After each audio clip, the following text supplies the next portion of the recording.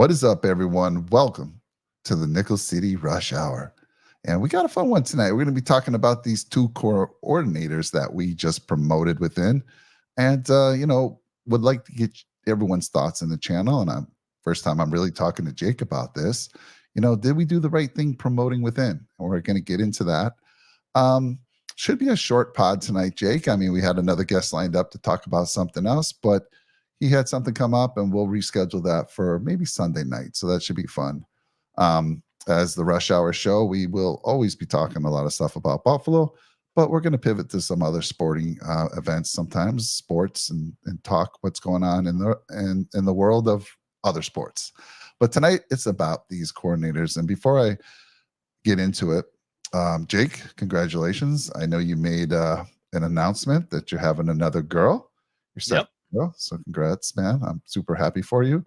And I have a concern for you, and it's the name of your child. So you're all about sports. You're all about football. And you named your daughter with the initials MVP, Most Valuable Player. And I'm not going to share her name unless you want to, but MVP. So now you have a second child coming on board. And I was concerned whether it was a boy or a girl. What's that name going to be, Jake? You can't have the first MVP and you not come with something similar. So we got a situation on our hands.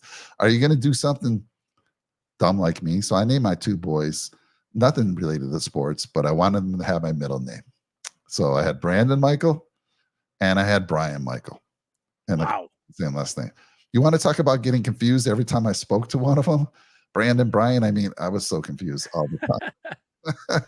So what are we going to do here, man? What's your thoughts? Yeah, I don't know. That's a very, very good question, Mike. I'm a little stuck here because do you go MIP, Most Improved Player? Oh, no. Do you stick with the MVP theme, or do you just scrap it all together and you come up with something else? I don't know. I mean, it's a tough call. I've been putting some names out there to my wife. Not sure she's really landed on any of them and actually likes them. So we have a couple ideas. There was one name that we agreed on. I'm not allowed to share that yet. I would if I could, trust me. But she threatened divorce a few times, so I can't be, I idle in the doghouse as it is, Mike. So we gotta, proceed with caution. Also, pregnant woman. She's been great though, honestly. Yeah. Talk about battling through some adversity. I talked about this last night, man. Pregnant women, what they go through, holy smokes. Yeah. I would be the biggest crybaby in the entire world. I mean, hand up. If I get a cold or even something little, you'll hear me whining, complaining, like, ugh. And I'm so dramatic. I'm such a little, so yeah. I don't know how women do it. Shout out to them. Shout out to all the moms. But yeah, I guess we'll see. Do you have any suggestions? That's my question. I haven't really thought about it. So obviously, I don't think you can go MVP. But what else equals MVP? What else is even equal to MVP? Is there another trophy that is given in another sport that's named slightly different? I don't know. Is she? So tell me this: was she up for the first name? Like you said, hey, we got to have her with the initials MVP. Did she give you a hard time on that one? My wife picked the first name, so the first name is Maxwell, and we were up in the air on the middle name. But I said, listen, if we have M and P, you better believe it's got to be MVP. So we did Maxwell Violet. So now here's the thing, Mike. My late grandmother, rest in peace. Her name was Victoria.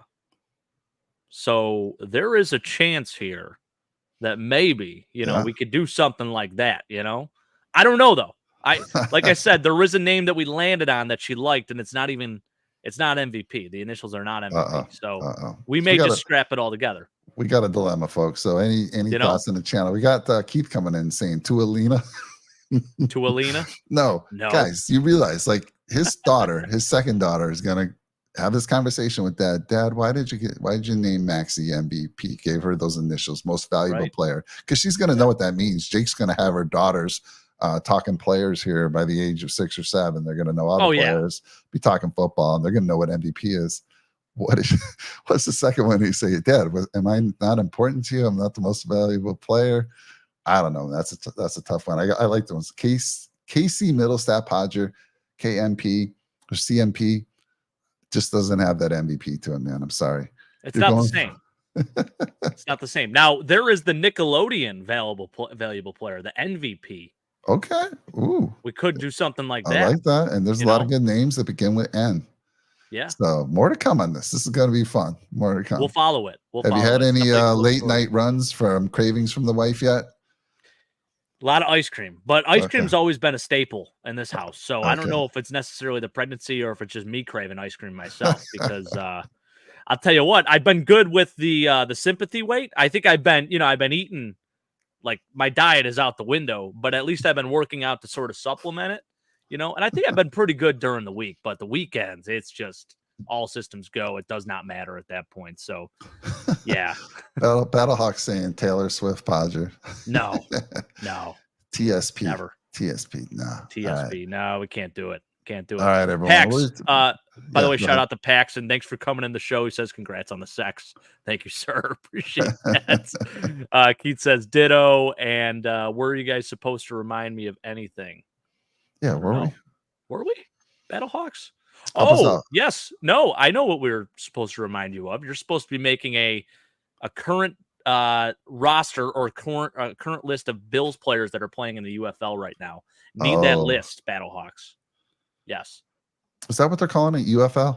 UFL? The UFL, yeah. So they combine the USFL and the XFL together. They're in two separate leagues. So the championship will be between those two leagues, which is kind of cool. So it's like the AFC, NFC, and the NFL, just obviously different. How many teams do they have? It's 8 total teams. It's 4 teams in each league. And I think that's going to expand depending on how they do. Yeah. I believe they still have the broadcasting rights to Fox and ESPN, and there might be NBC too involved in that. So got some big networks still shelling out the money for it. I think last year they actually lost money, but you're expected, first year you're putting out a lot of different expenses and all that. And I don't think the games are all going to be held in Birmingham. So that's a good sign, because that's what they did last year with the USFL. Even though the team names were represented by different cities, all the games were situated in Birmingham. So at least this year they'll be at their actual respective stadiums. Are you concerned, looking back to the USFL, where they were bringing on great football players out of college, paying them a lot of money? Jim Kelly, Herschel Walker, I think Steve Young did a stint there as well. And I'm missing a bunch, I'm sure. And it only lasted a couple of years. And I don't remember the reason why. It's hard to compete against the NFL. But are you concerned?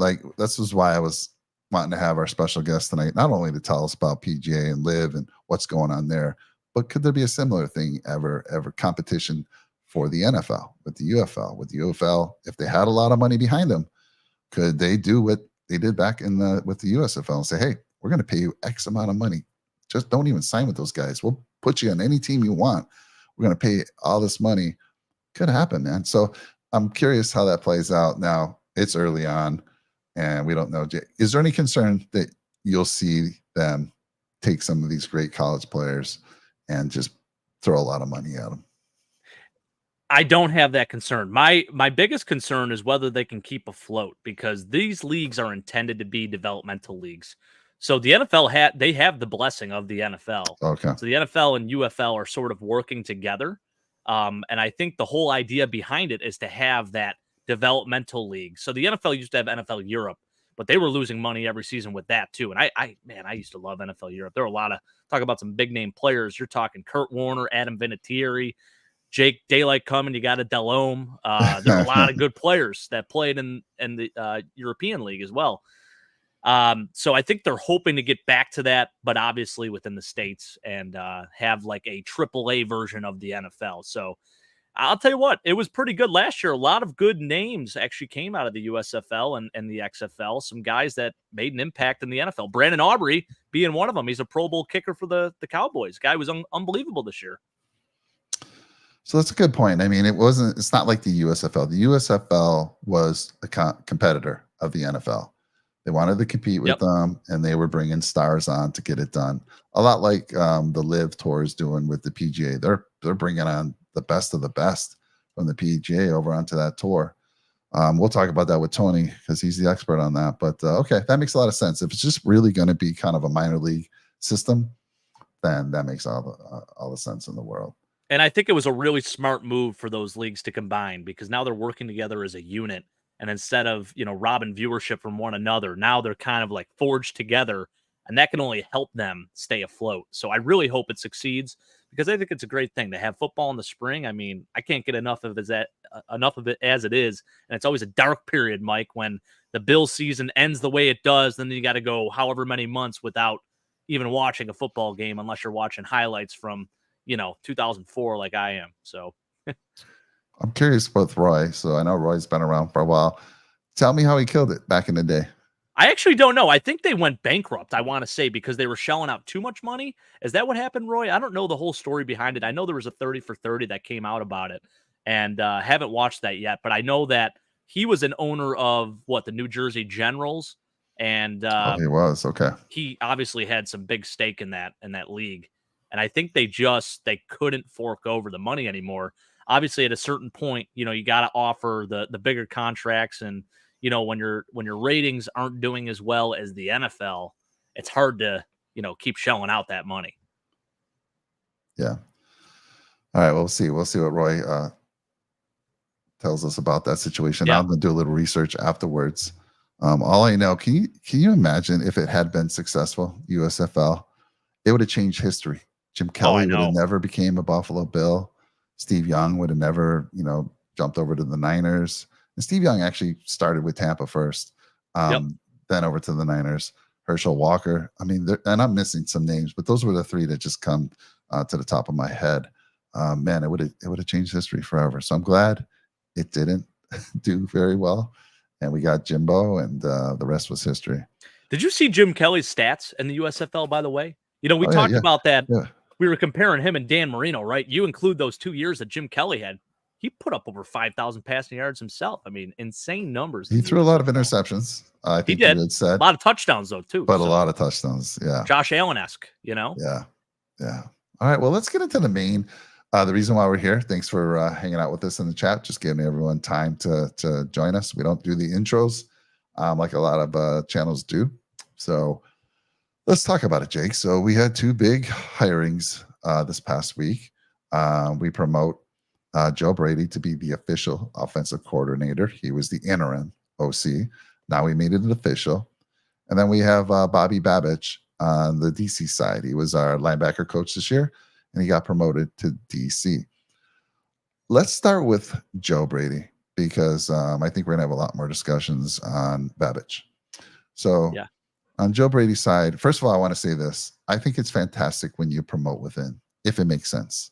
And I say that because, all companies, my company included, if we're not bringing people up and promoting them, leadership's doing a horrible job, right? And I'm sure it's the same at your company.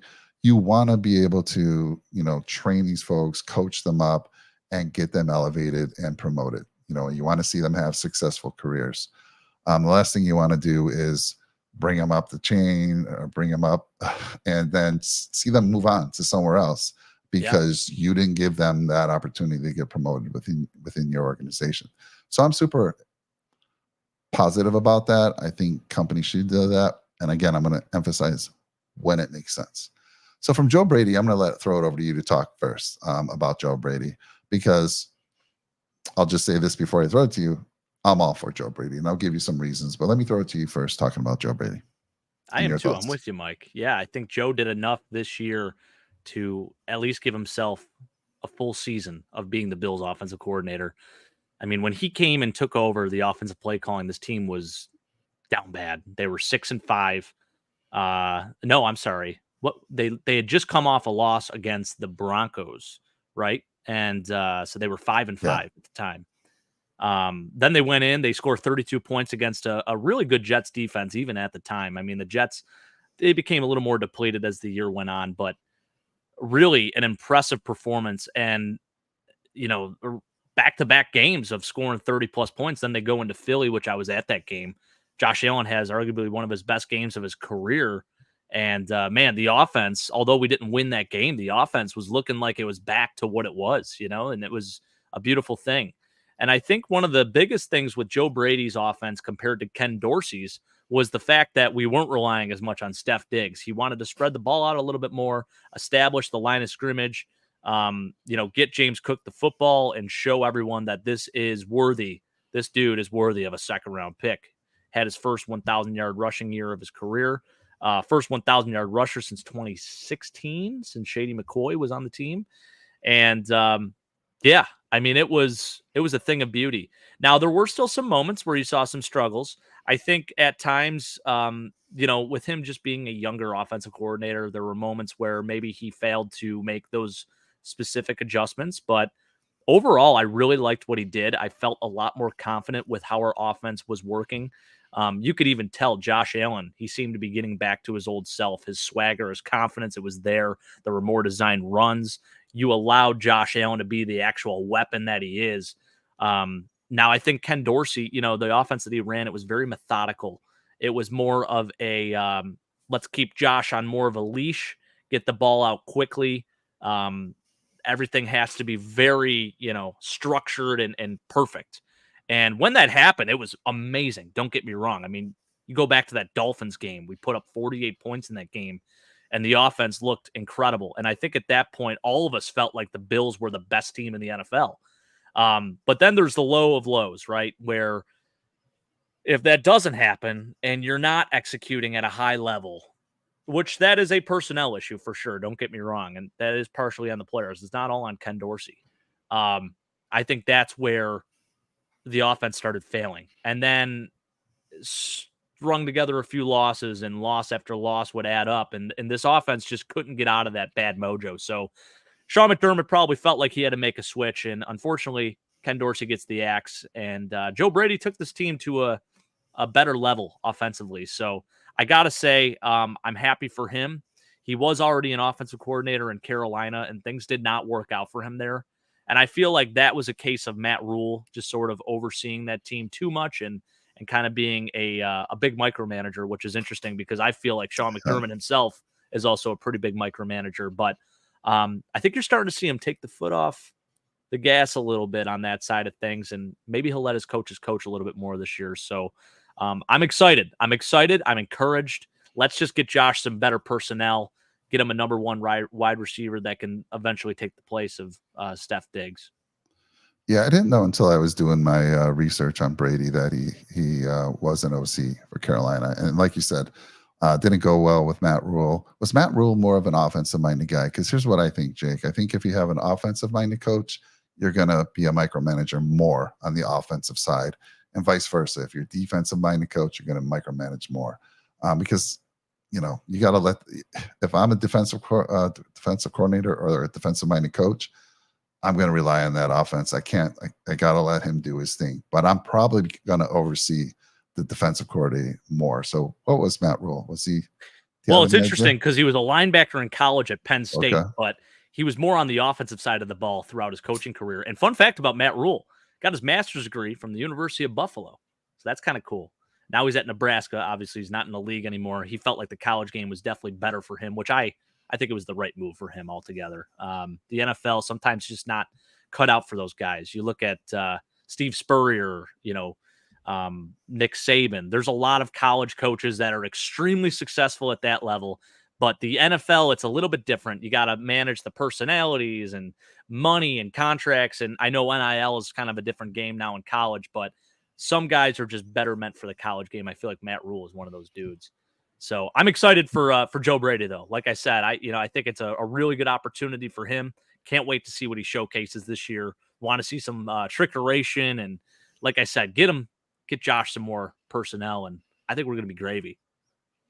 Yeah, Roy, were y'all okay with the Bills only interviewing Thad Lewis as OC, other than Brady, as far as I know? That's the only other one that I'm aware of. Are you aware of anybody else, Jake? I didn't hear of anyone else. No, I actually didn't. So I know that with the Rooney Rule, you're supposed to interview 2 minority coaches.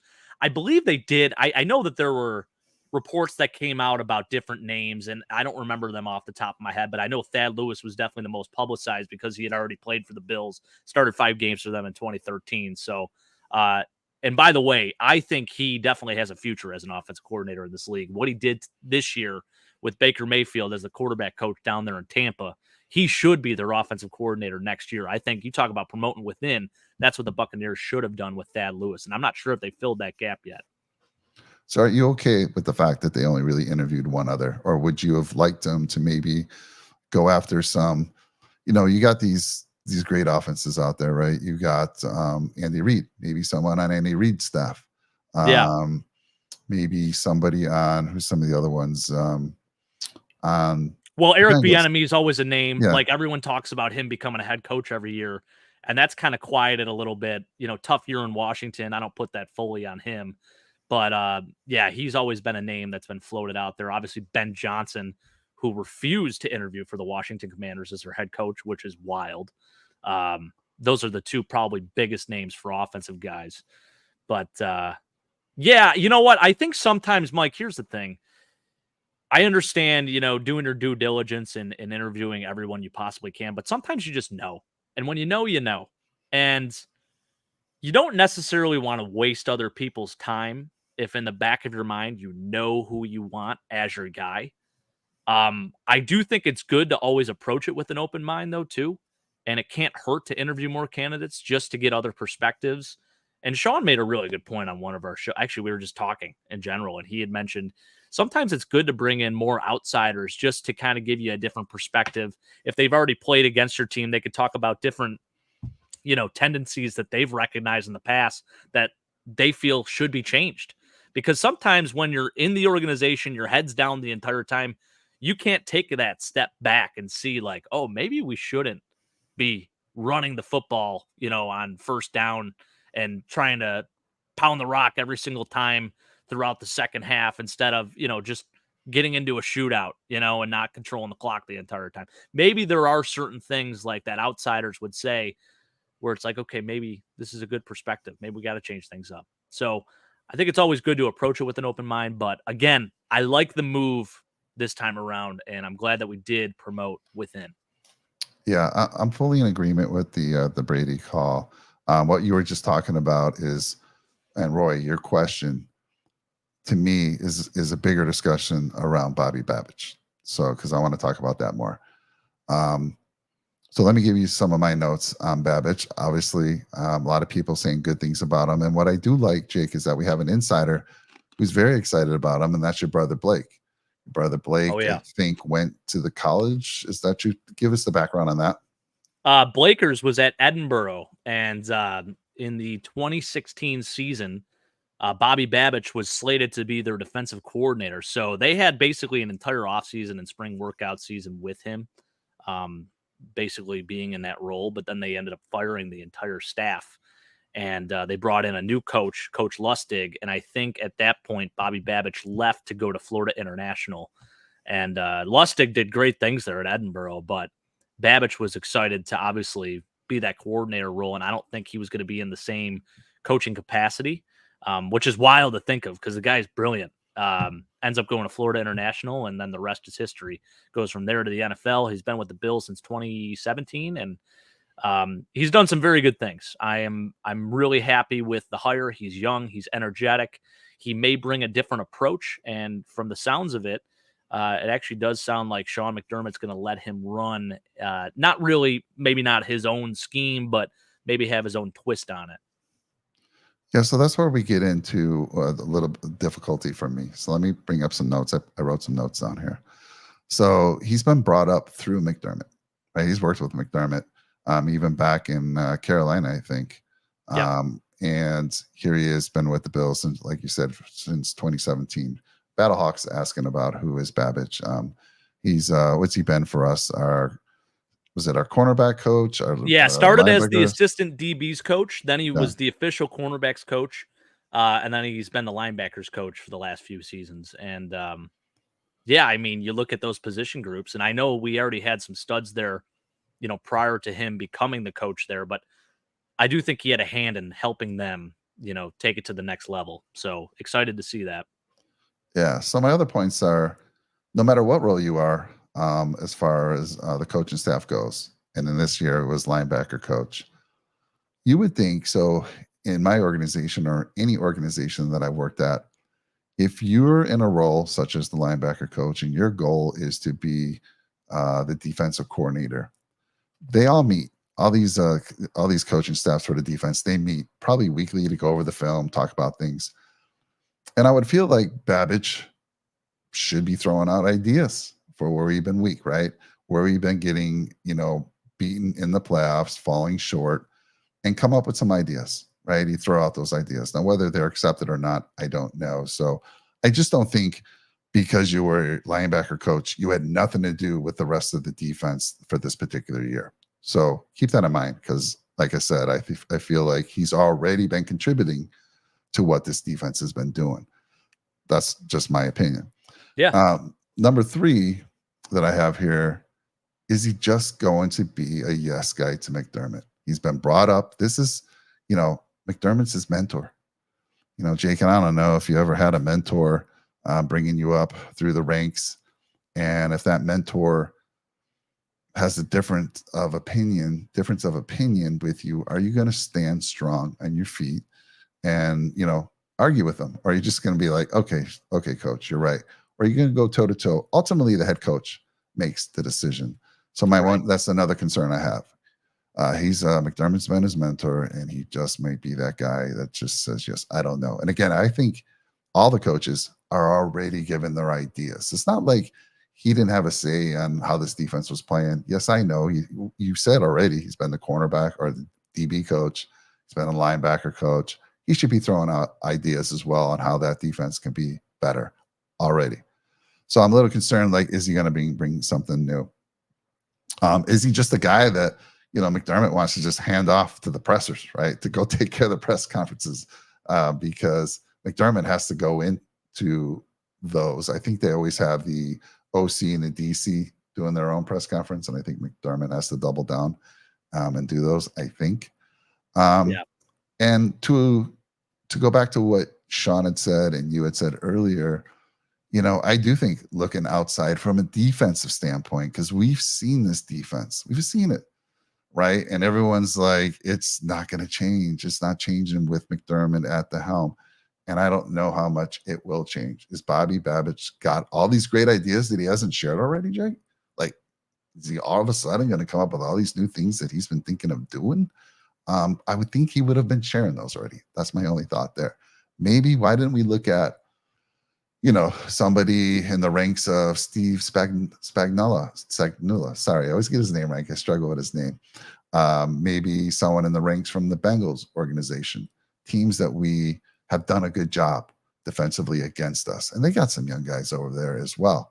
If you want somebody young with a fresh mind who's been learning from some of the best, those are the 2 best defensive coordinator teams I can think of. You got the Chiefs, and then you got those Bengals. So that's my only concern is, I've heard a lot of good things. You can say that he's done a great job no matter what position he's been coaching, but I do have a concern that it's not going to be anything different. Bring in these guys that have been from other organizations that have been playing against us and being successful against us. That's my only thought there, Jake. Yeah, that's fair. That's a fair take. And I as a rebuttal to, you mentioning like Steve Spagnuolo or even Lou Anarumu, those guys are not going to make a lateral move at the position that they're at. Like, No, it's what I head mean, coach Jake, or bust. is Just someone that's somebody under underneath. them, under their Okay. coaching staff. That Okay. makes sense. Yeah, Yeah. that makes sense. Yeah, definitely. I know. So we interviewed Sean Desai. That was one of the guys that we had brought From the in. Eagles, right? Yep. And then there was another guy too. It's escaping me, but there was another person that we brought in to interview, and I can't remember who that is now. He's the only one that I heard of. The guy Yeah, from the there was Eagles. someone else. There was someone else, and it's escaping me. Yeah. But anyways, no, I think those are all valid points, Mike. I definitely do. To me, it sounds like Sean McDermott is going to take kind of a step away, a step back, and just be the head coach, which is, it's encouraging because this is something that I really wanted. Like, if he was to remain the head coach of this team, just to be the head coach. And like, the head coach obviously has the ultimate say on everything anyways, at the end of the day. And if something is going astray, he will let these guys know. But I feel like in the past, it's been so much of that it's kind of sort of taken away from his ability to manage a game and deal with these different tight situations. And that's why you're seeing the results that you're seeing. So I'm hoping that's the case.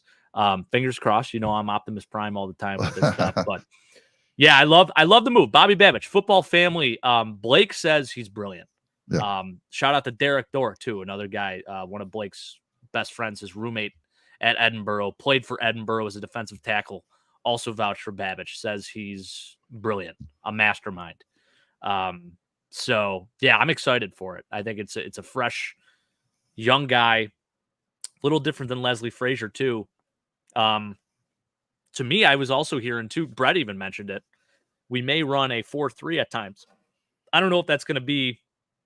So you saw a little bit of that this year, and I think that was due to the lack of personnel that we had on defense and the fact that we had to go into that bigger package, not play nickel so much. So I'm curious to see what we do there. Obviously, Taron Johnson is a second team All Pro, so you got to keep that guy on the roster, and he's got to still be on the field. So how often you actually go into the 4-3, that's to be determined. But it would be something very interesting to see. You have Terrell Bernard, Matt Milano, and Dorian Williams on the field at the same time. I mean, that's a pretty damn athletic linebacking core. So that excites me, the possibility of seeing that.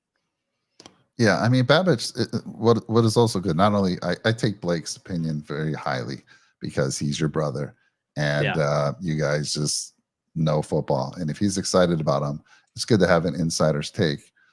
He also had interest from the Giants, the Packers, and the Dolphins as well. So that says a lot, right? If Dable, that's Dable. Dable saying, hey, we got to talk to this guy. So that right there says a lot because he was on the Bills. He knows Babich very well, and then these other teams. But it all comes down to in my opinion, again, would I have preferred they look elsewhere? That's a tough one, Jake. Like I said, I don't think any OC is going to come over straight up. What I meant was look at people like Brady. I'm sorry, not Brady, but Babich. Babich wasn't the defensive coordinator. He was part of our staff. He's a linebacker coach. Look at somebody else under those two other defensive coordinators that I talked about, and maybe it's time for them to be promoted. And then they can bring over what they've learned with their defensive coordinator. But with all that said, I'm always for promoting people within. I have to trust what everyone's saying. I have to trust the fact that 3 other teams were interested in him. What I don't know if I can trust is will McDermott pull back? Will he pull back and let him? And again, so let me ask you this. So he's been brought up under McDermott's scheme. Yeah. What do you see him potentially changing? Let's say he gets the reins, and that's a great point. Roy Collins saying, we'll see if Babich calls the play on game day. What do you see potentially different? My thing is, Roy, I don't think you promote a guy to defensive coordinator if he's not going to call the plays. Like, what's the difference then? Like, if anything, if he's not going to call the plays, maybe he just becomes an assistant head coach or something. But and he takes over for even Eric Washington because we lost him to be a defensive coordinator in Chicago. So that's why I am leaning towards the idea that he probably is going to be calling plays because I feel like there's no reason to even promote him then. You know what I mean? Like, why would he stay here if he had other opportunities to be the defensive coordinator for other teams too? That's another thing that makes me believe that he's going to be able to implement his own scheme. Probably going to be very similar to Sean McDermott because that's what he's coached for the past, 6 years now. That's what he is familiar with too. And I feel like we do have the personnel for that. So it makes sense. We might not have the personnel after free agency. Who knows? I mean, we're going to have a lot of free agents, especially on that defense. So going to be very interesting to see what happens there on who we resign and who we end up getting in the draft and all that good stuff. But I think that definitely is going to be very telling of the type of scheme that he runs too. If we go real big on the D line, there's a chance that I wonder too, like, do you even switch it up? You go to a 3-4. I don't know if we even have the personnel for that, but if you get you get a guy like Tavondre Sweat, who's 6'4", 362 pounds in the draft. That dude can play nose. You kick Eddie Oliver out, and then you run 3D tackles. You make Greg Rousseau a linebacker. Maybe something happens like that. I don't think we're going to go that far outside the scheme, But I will say I do agree with some of what Brett said. Maybe we go to more of a bigger package at times and run more 4-3 as compared to just that base nickel all the time. Yeah, Roy saying Eric Washington took a DC job knowing he won't be calling plays. That's why I asked about Yeah, that's Babich. true, because Eberflus will be – yeah, that's a good point, Roy. That's a good point. Yeah.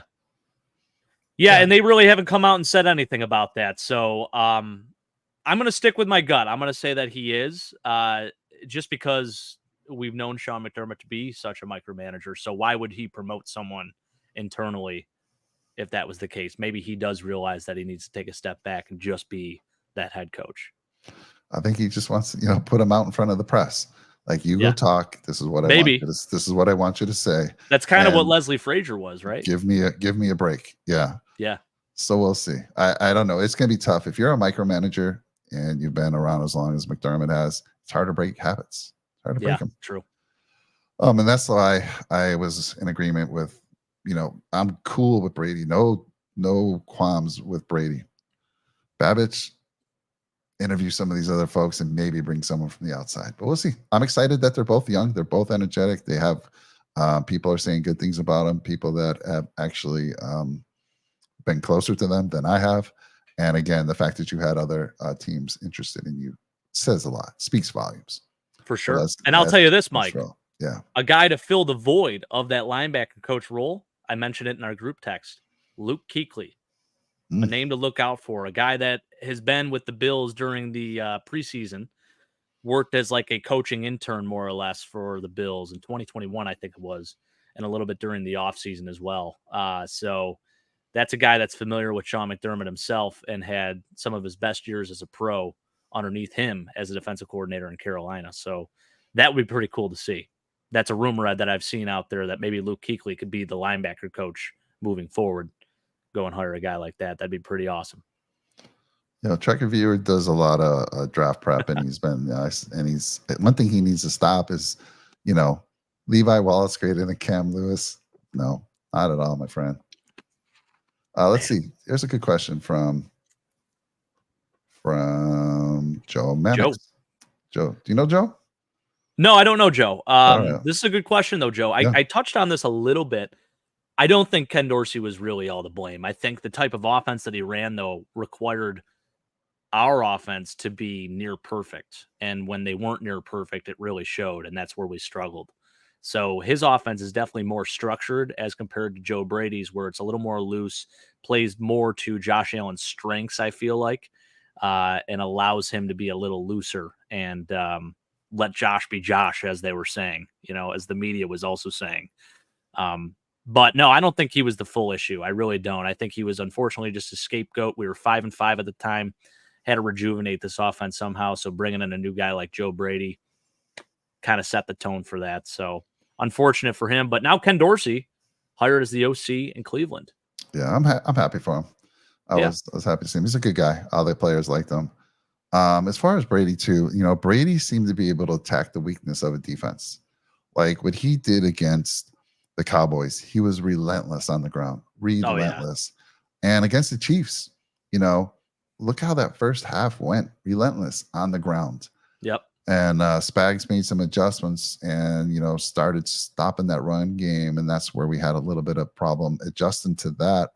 But I just felt Brady was better at focusing on the weakness of the defense in comparison to Dorsey. I think he would go away from something that was working, like that run game, run. That line was fantastic this year. So that's one big difference I saw between the two of them. But we'll see how Dorsey does in Cleveland. I mean, if they get Deshaun Watson back, and that was a fantastic team with Flacco at the end of the year. Flacco finally came down to reality in that final game, but he's got a good team to work with. So we'll see. How his methods work there. Let's see here. Battlehawk saying Ken Dorsey tried to get Allen to not play street ball. Yeah, that was another thing. Agreed. Brady released the Kraken, so to speak. Yes, he did. Our very own Sean was hired by Ken Dorsey to be his PR guy. I love it. Let's see here. So yeah, that's kind of it, man. We got a short pod tonight. If anyone else want to ask some questions or talk about anything else, we're up for it. But yeah, like I said, we had another guest scheduled, and we'll have that guest on a future show. But yeah, so the OC and the DC coordinators gave you our opinions. We'd love to hear in the chat what you guys think. Again, just a slight concern on the DC. It's my only concern. I put those out there. Would love to hear what you guys think. And let's see here. Battlehawks, a lot of players, by the way. I wanted to go back and just bring Yeah. up some of those players that he had mentioned. Go ahead. The UFL. Roy's got a Ryan question. Lewis, who Yeah. spent time on the Bills. Tease Tabor, corner. He's also in the UFL. TJ Barnes, linebacker. And then I did want to address this too, which we didn't really talk about. He says we want a number one wide receiver and Adam Thielen. Now, I am not opposed to a guy like Adam Thielen. Talk about a veteran presence. A dude that just had 1,000 yards and over 100 catches this past year. Put up some pretty crazy numbers, looking like the 2018 version of Adam Thielen in Carolina. Still has a little bit of juice left in him. I would not mind that one bit, getting him on a cheap deal, having him come to Buffalo and, kind of mentor these receivers. And he's still got some juice left. Like I said, I mean, he could still play. If we could get him on a cheap deal, yeah. That's the key. But that's the key. We need a guy that can, take the top off, man. Some guy that can just go deep and scare these defenses where they're not just, there was no real threat to go deep. Hardy, we didn't even utilize him enough. Diggs, when he did get open deep, he had missed connections on that one. So I don't know. Thielen, I've always liked Thielen. Don't get me wrong. Thielen was a staple in my fantasy lineups back in his younger days. And now he's just, to me, yeah, he's a great possession receiver. He still can do some good things, but I want some youth there. I want some youth. He kind of evolved in the Larry Fitz role. Yeah. As Larry Fitzgerald got older in his career, still putting up the numbers, right? But he moved more interior into the slot position. And he's not so much that outside number 2 receiver that he was, I should say 1B, 1A receiver that he was in Minnesota. But 103 catches for 1,014 yards this year, Mike, on a pretty bad offense. How many yards? Really their only offense. How many catches? 103 catches. Nice. Pretty damn good year. Yeah. It is good. I think it may have been right up there for career highs for him, actually, in catches. Let me see. Well, let me take a look. So that's a good point here. You kind of career high. You've got my attention there, but let me look at 113 in 2018, but still most catches since 2018, most yards since 2018, first 1,000 yard season since 2018. Battlehawks, why you like Thielen so much? Other than those numbers, what else? I still like him. I mean, here's the thing. He's going to be 34 at the start of the season next year, I believe. Let's see. Yeah, he turns 34 in August. I don't think this guy is out there looking for a big deal either, Mike. So you get him on like a 1-year deal for, I don't know, like $1.5, $2 million. I'd take him all day. Why not? Yeah, I'm trying to look him up right now. Like what his current contract situation is. I'm not sure exactly what that is for Carolina right now, but no, I have it here. So he signed a 3-year, $25 million contract with the Panthers. Ooh, wow. And he's still under contract in 2024. He's a dead cap hit of $11 million if they were to release him. He's slotted to get $9 million this year, and then they can release him in 2025. So that's a lot of money. That's not going to be cheap, and he's still under contract. So yeah, I don't know how that would work, Battlehawk. Yeah, we'd have to make a trade for him then. Yeah, he wants out. Yeah, so you'd have to do a trade. And so I don't know. I mean, 30. He did not lead the league in receptions, by the way. Battlehawk. CeeDee Lamb did with 135 this year, so he was quite a ways off from that. But he was definitely in the top. I think he was in the top 5 or 6. So still pretty damn good at 33 years old. Yeah, I mean, he's around the same age as Diggs. So yeah, reunite with Steph Diggs. Actually, that'd be kind of cool. They were teammates. Oh yeah. Very true. So not a bad pick. I mean, as long as we got some youth, we already have Khalil Shakir. And we have I love Kincaid. I'm going to use this guy, Zay Flowers. You were all over Zay Flowers last year. Other than him, fumbling going into the end zone, poor kid. He had a fantastic year. And that's the type of guy I want, a guy who can the moves he has. He's got like Barry Sanders as a wide receiver and can just make things happen. Can go deep, can throw it to him short, and can take it to the house. I love a guy like that. I know they're not a dime a dozen, but How about AJ Brown Jr., aka Xavier Leggett, in the first round, Mike? How about that? I don't know much about him. But if he's AJ Brown like, all for it. That tells me he's big dude, right? Yeah, Telling so me he's 6 something. they had him listed at 6'3" at South Carolina, but measured in at 6'1" at the Senior Bowl. But 6'1", 223 around there. Runs 4.3. Ooh. Big receiver, can go up and get it. Really good with yak. Very fluid with his route running too. I'm all for it. I think he would be an absolute beast for us. I like him. I like Keon Coleman. And I also like Brian Thomas Jr. So I think those are our three options there. Adonai Mitchell as well, another guy from Texas. But all bigger receivers, guys that can definitely, make an impact for this offense and become that wide receiver one for us. I want some big targets, Mike. What about you? You don't even have to ask me that. Any of our prior I know shows, that's your thing, right? I Yeah. mean, it's got to be 6'2" to 6'4". That's how tall I want the guy. I want With him to that be speed fast. too. What a combo. Yeah. For sure. I don't want small guys anymore. I mean, that's all we have on our team. Gabe Davis is our biggest wide receiver, and he was a no-show for most of the year. After Gabe, I mean, I think Khalil is right at 6 foot. He doesn't look like it, but I think he's at 6. On a good day, he's got those cleats. Whenever they do the measurement, they wear those little platforms, I think, to give themselves another inch or two. Oh, yeah, for sure. It looks good in the program when you're looking at it like Khalil Shakir, 6 foot, but in reality, he takes the cleats off. He's 5'11" on a good day. Oh yeah. Yeah. My dad, I saw him in the chat here saying that it's going to be a deep draft for receivers, which he's not wrong about. So Roy has a good question here, but will any of them make it to number 28? I do think one of those guys will be available at 28 because there's so many other guys that are going to be, I mean, I counted, so I've done multiple mock drafts, and by pick 28, there's about 7 guys off the board, and there's still about 6 other dudes that are probably worthy of a late or early second round pick. So it's a very deep class this year. And honestly, here's a question for you, Mike. Who's our highest drafted receiver on the team right now? You already told me this. It was, wasn't it Gabe? It's Gabe, but without Gabe, it's a 5th round pick. And I think it's between Khalil Shakir or Steph Diggs, which is insane. Yeah, I think it's Khalil.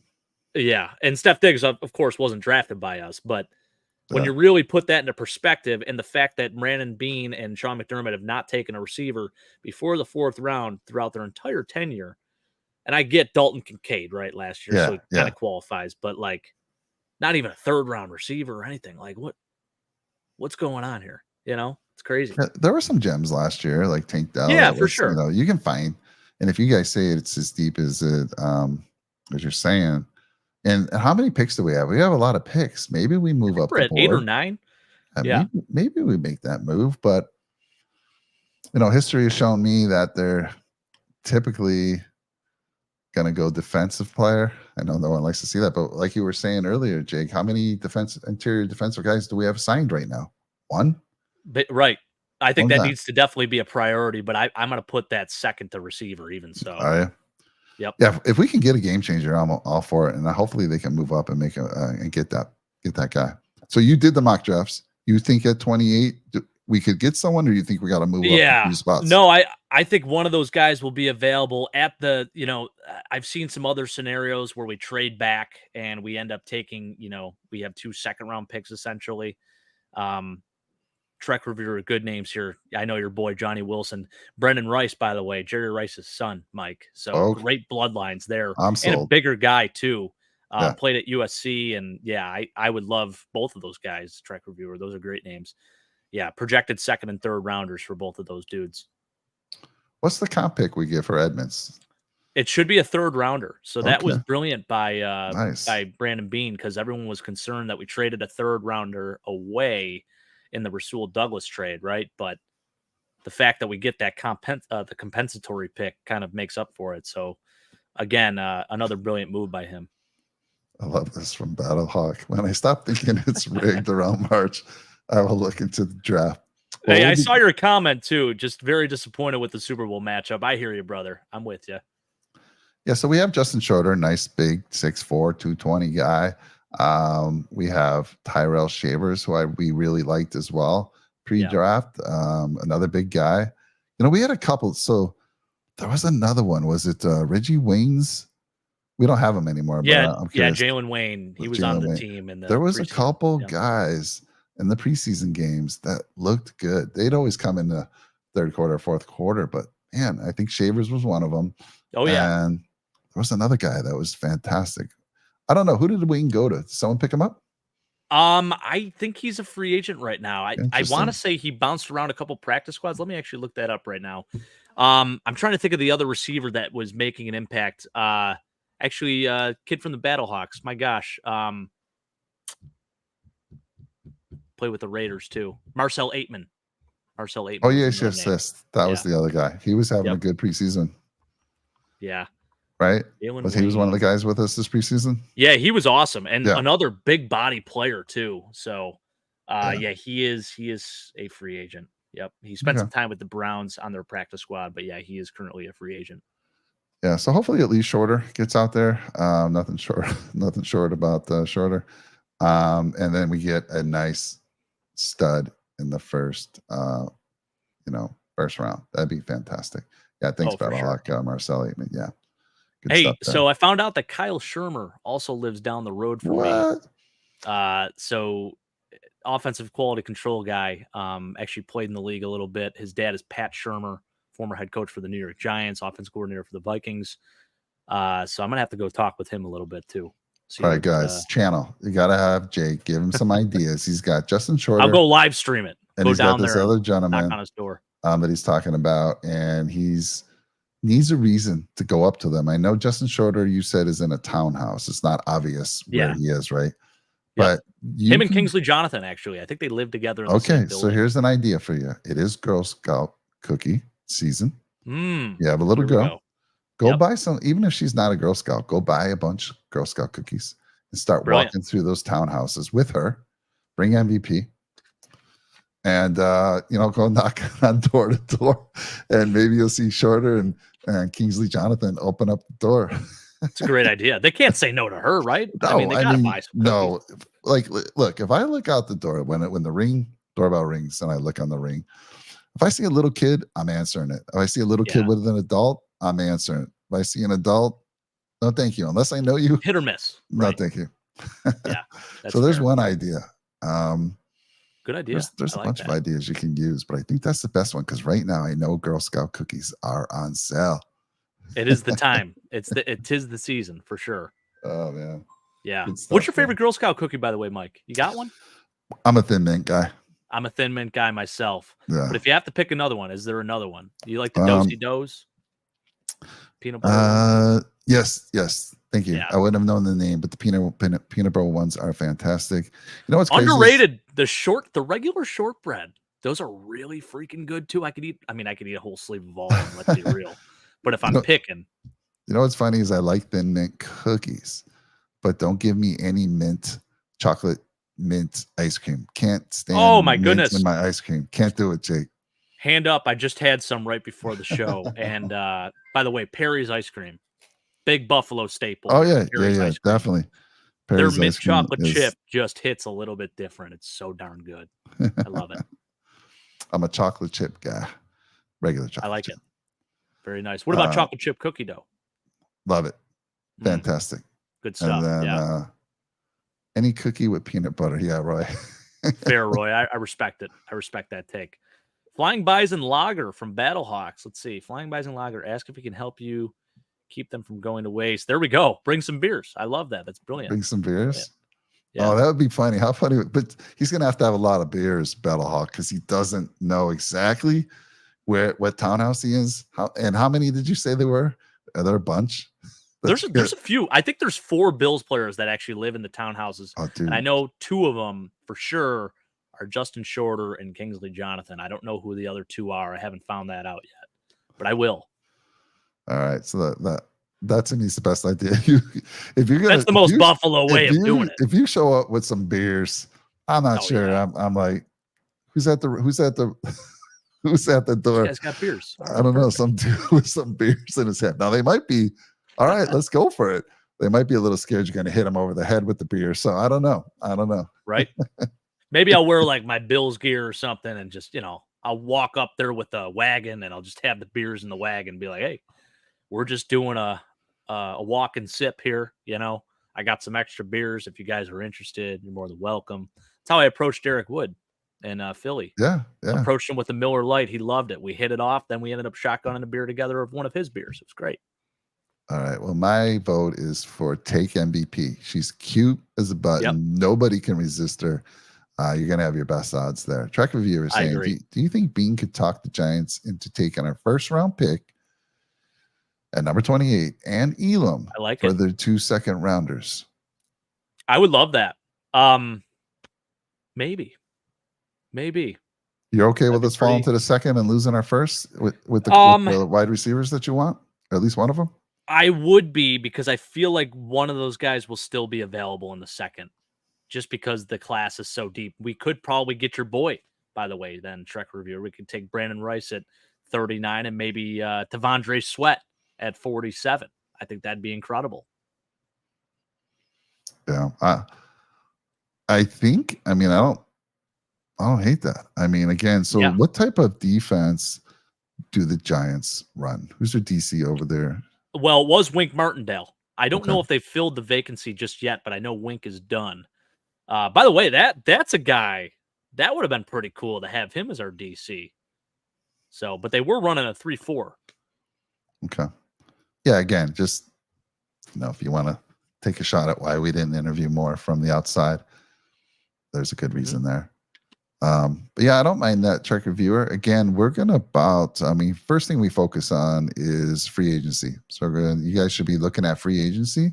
I'd love for you guys to come into the chat in our next few shows and start throwing out names that are free agents that you think we have a good shot at getting. Obviously, these big guys that are going to command huge contracts, aka Von Miller. Like, I don't know if we'll get it done. I never say never, because who would have thought we could get Von Miller for the type of money we paid him?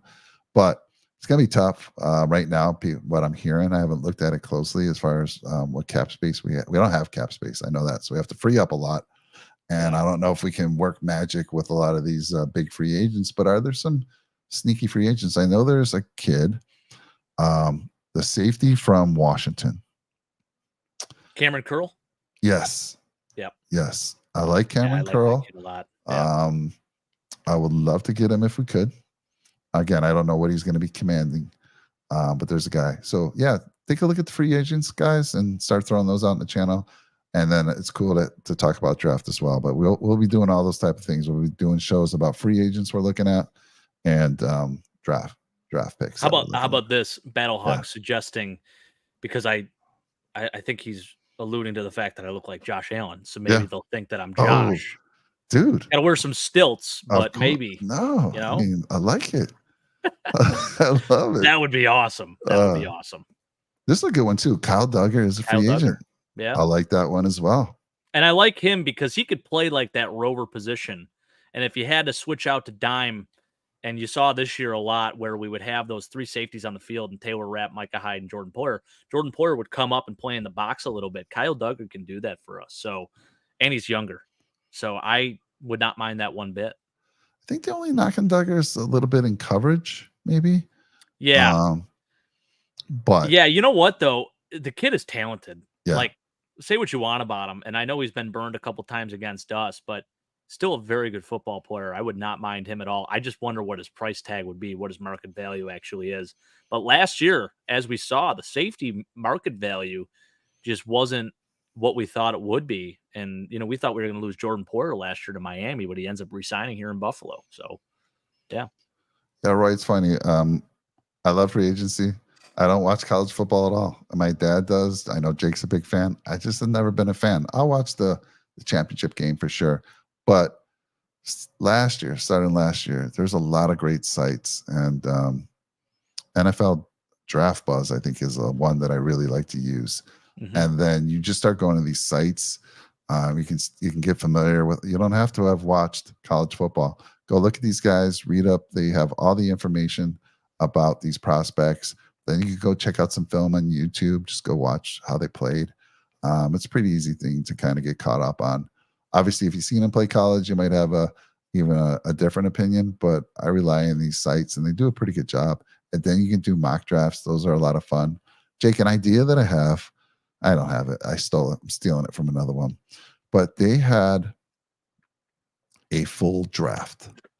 They had somebody representing every team, and they did a full draft. Oh, that's cool. Streamed it.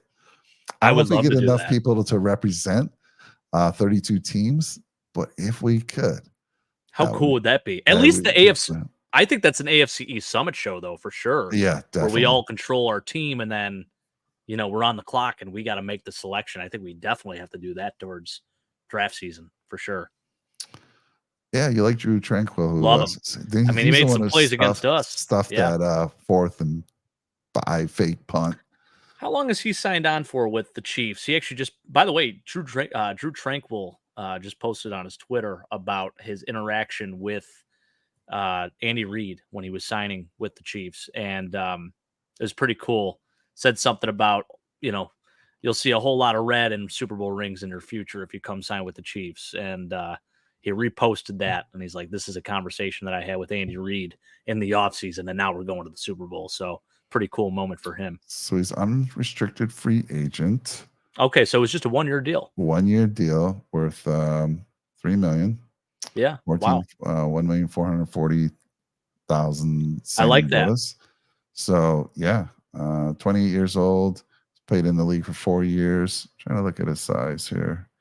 How big of a guy is? Look, if we're gonna go, like I forgot when I was seeing linebackers the other day. Yeah.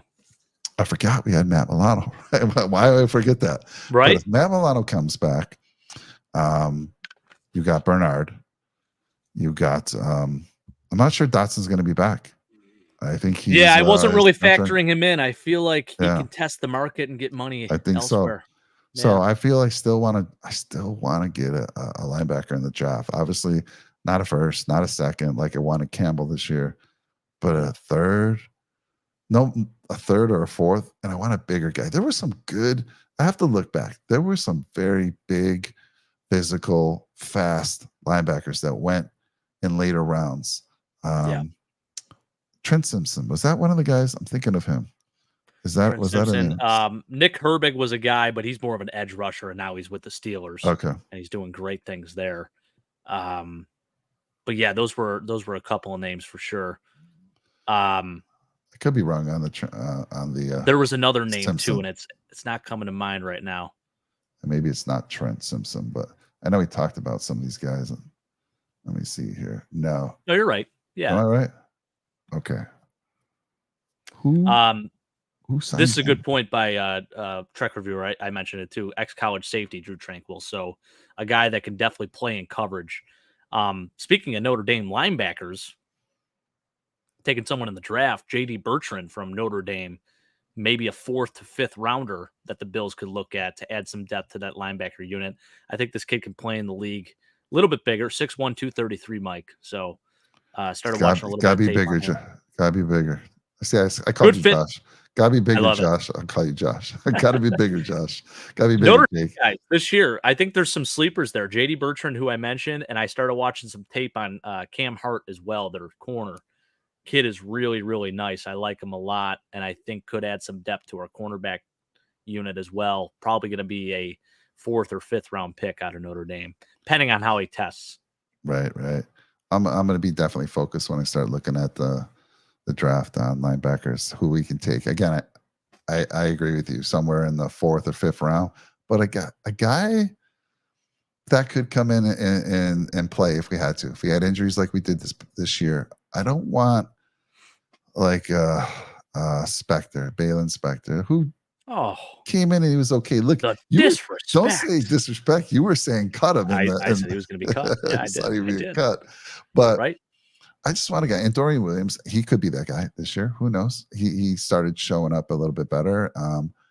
And AJ Klein should have been taken out of that game, and maybe Dorian. That was the thing. So if we go back to the beginning of the show, another thing that I hope Babich will bring. If you saw that AJ Klein was just getting smoked, take him out of the game and pivot to some of your other guys. Give them a chance because nothing else was working. And yeah, I don't want to go back to the beginning. I also like linebacker Maurice Lufa from Notre Dame. Is that who you were just talking about? No, that's another good name too. Yeah, Maurice Lufau. Yeah, that's the other guy. I haven't watched tape on him yet. I'm starting to slowly go through all their players. Today I watched Cam Hart and JD Bertrand, so he'll be next on my list. Hey, I want 6'3", 6'4" linebackers. That's my criteria. Love it. And they have to run 4.4? 4.4, high 4.4s at the least, 4.5, low 4.5s. I'm okay with just a big guy, just athletic, physical. There we go. Talk about athletic and physical. I have seen a few articles just talking about receivers that the Bills could get in free agency. Michael Pittman Jr. was one of those names. T. Higgins was another. And that's all barring whether we could restructure Stephon Diggs, which I know Roy had mentioned earlier on in the show. Peter King, I think, came out and said something about that too and said it's going to really frustrate Steph Diggs if we try to restructure that contract. He's not going to like the numbers. And, it's just the continuing drama that they're trying to start. I feel like it's more than what it really is. Maybe he's a little frustrated for sure. I don't blame him for being a little frustrated, but also, you got to make the catches when it counts too. But dude, if we could get Pittman's going to demand a lot of money. Well, that's what I'm saying. I don't even know how they would get it done. And I know Brandon Beane is a very good manipulator of the cap, but it may even be over his head to try and do something like this. I can't see it. Yeah, there's a lot of good receivers, but they're all going to want big money. Right. And Pittman just had a career year. I mean, he's been great the last two, really since he came into the league. He's been a pretty damn good receiver. Very, very worthy of wide receiver one money. Yeah. Probably will get north of 16 million, I would think. Probably 20 million. Same with Evans in Tampa, right? He's a free agent.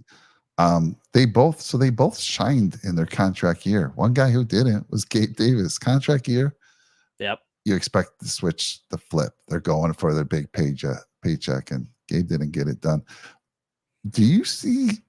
I'm gonna put this out there in the channel. Do you see any world where Gabe Davis is still a Buffalo Bill? It's got to be for the right price. We talked a little bit about that last show. I said 3 years, 12 million. I talked to the guys last night on the Summit show, and they're like, "There's no way in hell, even with the season he had, he's probably getting 6 to 8 million a year." Yeah. Realistically. Probably. And, Chris from the Patriots, the Patriot rep, he really loves Gabe. So who knows? It could be a Patriot. How crazy would that be? That would suck. Roy to have a guy. Said the same thing last night, Roy. No Gabe Davis. Can you imagine if Gabe goes to like an AFC East team? Oh, man. Oh, would be crazy. Chris wants him. You can have him, Chris. Overpay for the guy. I don't care.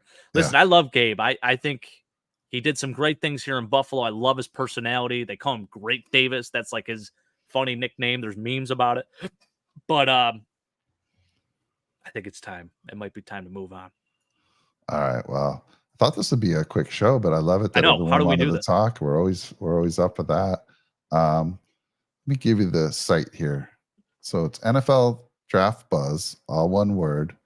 I want you guys to go check it out. It's a great site. You might have your favorite site for draft, but they can tell you.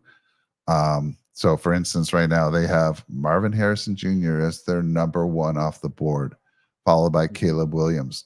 Now, who got the number 2? Was it the Pats who got number 2 pick this year? Yep. Okay, so Chris would be Drake happy. May's been a name. If Caleb Williams was available for the Patriots, oh my God, they would love that. Absolutely love it. And then they got Joe Alt, offensive tackle at number 3. Malik Neighbors, wide receiver from LSU at number 4. Drake May at number 5, quarterback from North Carolina. Right. Brock Bowers at number 6. I'm just going to give you the top 10 that they have currently. Laluta Latu from UCLA, defensive line. Quarterback Jaden Daniels. Quarterback Michael Penix Jr. And then offensive tackle Lou, I'm not even going to butcher his name. Fashanu is his last name. Yeah. Aluma, Alofa yes, his Shunu. offensive You know tackle what's for Penn. crazy? Yeah. Anthony brought this up yesterday. This is a dude that was projected like a top 4 pick. Penn State guy. He's unbelievable. One of the best offensive line prospects in recent memory. I mean, we're talking like among the likes of Penny Sewell, Quentin Nelson, guys like that. And I have been seeing some mocks, and Anthony said this too. I've done a few now where he's going like pick 10, 11. It's crazy. I did not expect to see that. So let me look at But their real quick. simulations, right? Yeah, exactly. Since we were talking wide receivers, let me give you their top receivers in this draft. So their top receiver rated is Luther Burden the third. Wait, did I pick the right one? Yeah. Oh no, I'm sorry. That's 2024, 2025. Sorry. I don't know if he declared. Yeah, what's up? Exactly. So hold on. It's a problem when you hit these sites. You just make the one. I knew it because I'm like, wait a minute. I thought it was Harrison. All right, so 2024. Yeah. It's definitely receivers. He's still definitely the number one guy, I think. But Truck Review were saying his stock is falling a little bit. All right. So here's the top 10 for receivers that they have rated. Marvin Harrison, number 1. Malik Neighbors. Let me pull this up for my poor eyes. Roma Dunze. Kean Coleman, Troy Franklin. And I'm looking at these. Look at these receivers. 6'4", 6'0". Sorry, Neighbors. I don't care if you're number 2. You're out the door for me. 6'3". Rome Dunze. Kean Coleman, 6'4". Troy Franklin, 6'3". Xavier Leggett. Is that how you say him? My guy, Xavier Leggett. Yep. 6'3", 223. So with a caveat, right? So they had him listed as that on the South Carolina roster, right? But measured in at 6'1", 223, I think it was at the Senior Bowl. So AJ Brown because he plays bigger than what his body is. Okay. So Brian Thomas Jr. from LSU, 205, 6'4". Adonai Mitchell from Texas, yep. 6'4". And here's another thing what I like about your guy, 6'1". How tall was Zay Flowers? Zay is like 5'9". Okay. Short. This guy they have running a 4.29. Your guy. That's Xavier even Leggett, faster than I had. 4.29. I had like 4.3 something. Now those are never. They're always a little off. But I'm all down for that. Give me that speedster. Give me that 6'1". I'm going to send you some tape on him. I want you to watch because I've been raving about him for a couple months now. I need to get that. I mean, as you can see, I'm a South Carolina guy. So I watched a lot of him this year. He put up some really good numbers, over 1,200 yards receiving. The dude is just born to make plays. I think a lot of the knock on him is that he's a super senior. He's a COVID senior. And he didn't really produce until this year. So people want to see a little more production in the college level, but I love it, Roy. I don't know, Roy. It's all about the motion in the ocean, baby. You know? When it comes to wide receiver, Roy, and I'm Battlehawk said it best. If you're under 6'4", me and Mike say, see yourself out the door. Wow. 6'3". 6'3" is okay. But I'll take a 6'1" guy if he actually possesses this 4.39 speed that they're saying. I'll take 4.29, was it? 4.29? Sorry, it's 4.29 is what they currently have him in his 40-yard. Now, again, that was I've heard the rumors that he can, he'd run out of his shoes. But, yeah, that's wild. His name is, what's his name? Xavier Leggett. Xavier Leggett. Yep. Leggett. Sorry, I'm bad with the names. That's been my guy. I probably mentioned him as we're coming down the stretch. I mentioned him in several shows, but you're going to be hearing a lot more about him as we move forward.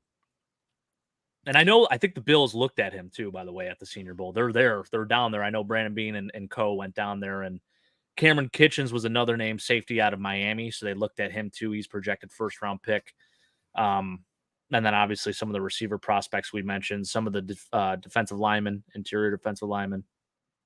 So they have the top 4 guys going be average 19th or lower in the first round. They got Tony Franklin, the 5th overall. They have him going in the second round, early second. They have your boy Xavier going in the second round, towards the bottom of the second round, 51 Yeah. 51 Isn't overall. that wild? So I don't see that. yeah.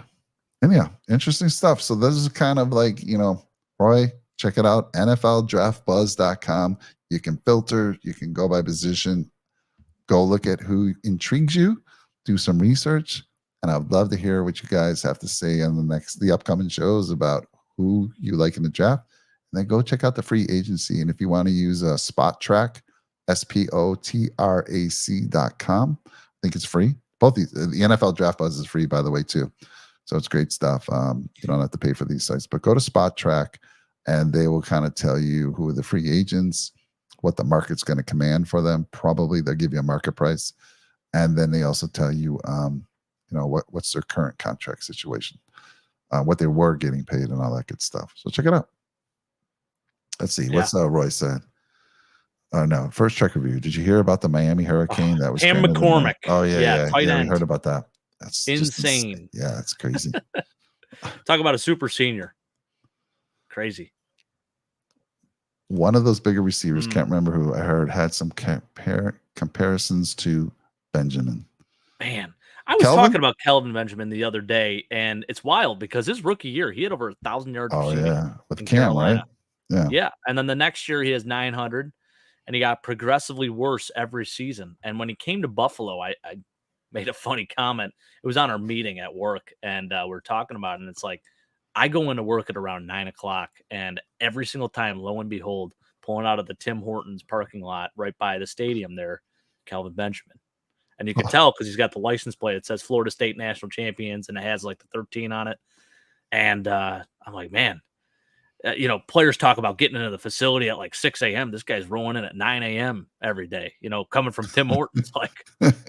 And was it Booger McFarland who said he's like a biscuit away from becoming a tight end or something like that. Oh, really? On live television. Yeah, it was hilarious. I was excited when the Bills first got him. Like you said, I was too. He was very good with Cam. And I'm like, great, there's this big guy, but it just didn't work out. Of course, that could be who was throwing the ball to him back then, Jake. Well, so Tyrod Taylor, Nate Peterman, and Matt Barkley a little bit, and then Josh Allen, his rookie year. And I remember there was a moment Kelvin Benjamin refused to warm up, refused to do warm-up routes, and that was like the last straw that the Bills had. And then they caught him and ends up going to the Chiefs and tries to come back as a tight end and just could not make it at all. I'd be curious, Trek reviewer, why you've heard why is the stock falling? You've been keeping up on this more than I have for sure. But yeah, that's interesting. Man, if he was anything like Marvin, like his guy. Dad. I mean, he's a bigger version of him. Yeah, that's what they're saying. It's crazy. He got cut from the Giants for stealing food. Is that real? Serious? I actually don't know, but that's hilarious if it's true. Wow. Oh my goodness. That's incredible. And then I think McCormick is grandfathered to the for sure. For sure he is. Yeah. I love it. Oh man. All right, man. Well, this is fun. I'm glad you guys kept us entertained. He's serious. I believe you, Battlehawk. I don't think you've ever come in here with any lies, so I trust you. Go ahead, do a quick Google on this. There we go. Jake, fact check them. Fact check them. Giants stealing. Let's take a look here. Oh yeah, there it is. Giants releasing Kelvin Benjamin after being caught stealing food. Oh my goodness. Yeah, right. He was taking food from the facility to his house, and they caught him on camera doing it. Wow. Video surveillance. Yep. Battlehawk, how do you find this information, my friend? Was this just, back then social media wasn't that big. How'd you get this information? Insider information. Well, this is 2021, actually. So this is during his comeback season. Crazy. This is recent. Got it. Yep. All right, right. Yeah, quick show. I know. Yeah, here we are. We're like, Mike's like, as long as we're over 10 minutes, I'm like, okay. Okay. It was a quick show later. If it was just talking about, we were done about the 30-minute mark for Babich and Brady. But again, we're always up for talking more. Love it. It's a lot of fun. It's the rush hour, man. That's rush hour. It's the rush hour. Yeah. Caught in traffic. I'm home alone tonight, so I have no one else to talk to. If you see me looking around, it's because we have a dog now. It's my first time ever owning a dog. She's beautiful, but she's a little mischievous. When she's bored and alone, you never know what she's going to get into. She actually came in here, was visiting my office, and she has a habit of chewing wires. So I'm looking, and I have a lot of tech stuff in here, and I'm like keeping a close eye on her. She's so sweet, but mischievous as well.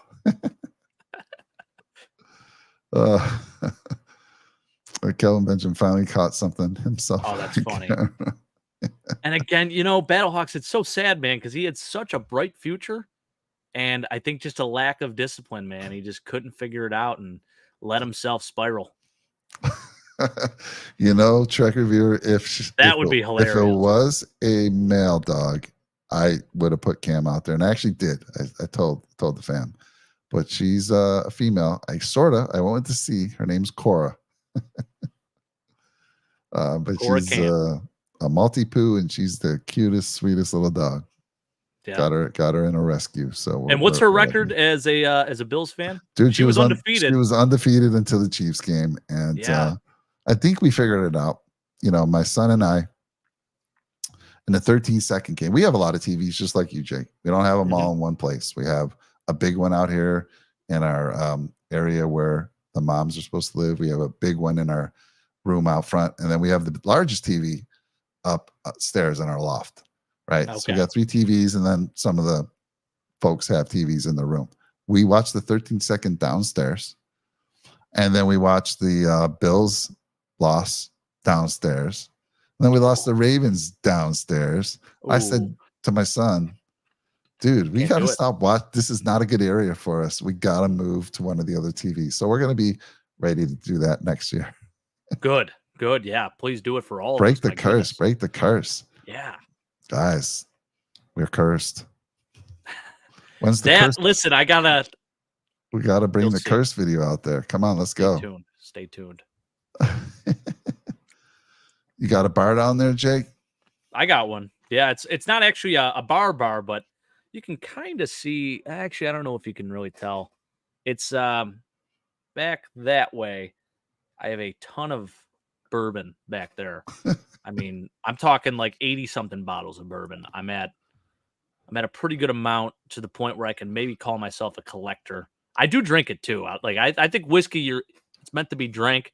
I don't drink it every day, because if I did, that would be a little concerning. But sometimes, Jake, let me ask you this: does the wife get down to the man cave? She's more apt to come down in this man cave than she was in the other house. I can say that, because we get, it's a bigger space. We got the epoxy floor going, painted ceiling. It's a little bit nicer. Only thing we got to do is officially frame out the walls. Right now, it's just that diaper insulation on the wall. But I put enough stuff on the wall now at this point where I don't want to frame it out, because I'm gonna have to take all of it down. So right now, I literally just have hooks drilled up into these planks here. And it's kind of holding everything up. They're pretty heavy duty. I mean, they're rated for like 110 pounds or something like that. So I got the jerseys hanging on those. I don't know if you can even see it. So I got the Thurman jersey right there. And then over here, I got a Ryan Lindell one. And then over here, we got Steve Tasker. And we got an Elvin Bethea picture, a greatest rivals Bills thing, which is pretty cool. But, and then back that way on the other side there, I got all my TVs. I got 4 of them over there. So and pool table, and So your wife's not really into any sports, right? Not at all. Total opposite. Could care less. Is there anything you two get together to watch on the big screen?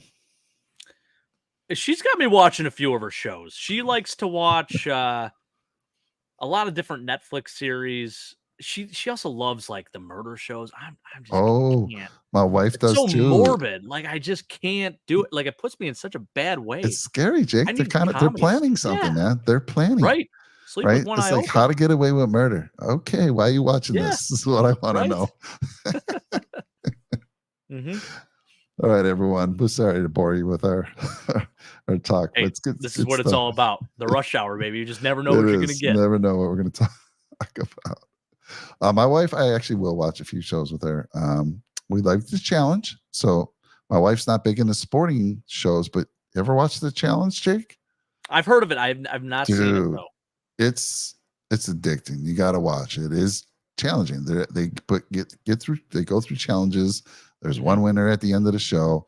It's fun. It's a little addicting. So you might want to try that one out. Okay. But my wife's all for the Housewives of Orange County. Classic. Those type of shows, the drama shows. I love it. Oh, see, yes, my wife does. I'll sit in and watch them a few times. She doesn't. My mother-in-law is big into those. She watches Survivor, The Bachelor, you name it. And when we were living at home back in the day, me and my wife, she was my fiance at the time, girlfriend, fiance, we always go over to her house, and her mom was always there watching those shows. And my gosh, I got sucked into watching all of them. Crazy. Shout out to her though. The Bachelor was the thing, years ago. I'd sit down with the wife and watch that as well. I mean, yep. How cool is it to be one guy with 30 women, like trying to? Would be pretty awesome. I got to say, not going to lie, I have thought about it before. Like I said, I idle in the doghouse. So, you don't want to take it too far, but you can get you're far enough in the doghouse as it is. You can say a few things. Yeah. Love it. Does MVP ever come down to the man cave? Oh, she loves it. Well, when I had the Christmas tree here on the train, she loved the train. She would just sit there for hours and just watch that thing go. That's cute. And she actually, I don't know if you can see, but so where the stairs are there, we put some pictures like on the stairs, and just behind the pool table there, she's got a little play area. So had to do it because it's tough. Sundays she's running around down here and she does her own thing. And then we're on the other side watching TV and all that. So sometimes you got to be a father on game day still at certain points. Oh, 100%. What's this? Is this a heron? What's that? I have no idea. I don't know. I have no idea. Educated Striker, what are we missing here? Because you're laughing at it. I want to laugh with you. Yes, please do. Unless it's a Cam Lewis. You still drinking healthy? What are you drinking right now? Propel. I'm actually, I know. I remember every show I would crack open a blue. And don't get me wrong, I still drink my fair share, but we tried our best, to at least limit it during the week. Was that a 2024 resolution? Yeah, I guess maybe. Now, if it's presented, I'm a social drinker. So if you bring a drink out, I'm drinking with you. I'm not going to let anyone drink alone. So I'm here for it. I mean, we did it on last show. Chris had himself an old fashioned. Had to pour myself a nice little thing of Weller. It was great. I enjoyed it. So, I mean, if someone else is drinking, you best believe I'll be drinking with you. It's the Buffalo way. I just heard Jonah. Jonah was at soccer practice. I just heard him come home. So we're going to end it here. I appreciate all the guys, all you folks out in the channel. It was a lot of fun. And again, if you're rewatching this, you weren't here live with us, tell us what you think about the hiring of Bobby Babich, defensive coordinator for the Bills, who was our linebacker coach, been with McDermott for many years now. And of course, making Joe Brady the official offensive coordinator for the Buffalo Bills. And then all of you get ready for free agency and for the draft. And I would love getting some of these guys out here in the chat to join us for a show. You're more than welcome. If any of you are brave enough, Roy, I would love to get you on. By the way, Jake, talk to your dad. I want to lock in the dad's pod. The dad's pod is coming out soon. We're going to have the dads of Jake's dad, Brett's dad, and Keith's dad. And then I'll be on there. Somebody's dad. I could have my dad join. I don't know. He might. I'll ask him. So it's going to be fun. I want to do it sooner than later. And we'll be talking about the good old days because most of us have been around, most of them, some of them in the 60s when the Bills were playing at the Rock Pile. I started watching the Bills around the 70s. So, and then we have, again, I think Keith's dad, whose team was he a fan of? Because Keith is He's Dolphins. A Cowboys fan. He's a Cowboy fan. All right. So it's going to be a lot of fun. We're going to talk about the good old days and all the good players back then. So that's coming out soon. And you'll see Jake and I every Wednesday and Sunday. We'll have something for you. So hopefully we'll have a special guest for you this Sunday up and coming. Anyhow, Jake, fun show. Take care, man. I'll talk to you soon. And let's work on that name for the new MVP. Yeah. If you have any ideas, put them in the comments, please. We need ideas here, please. All right, everyone. Take care. Go Bills.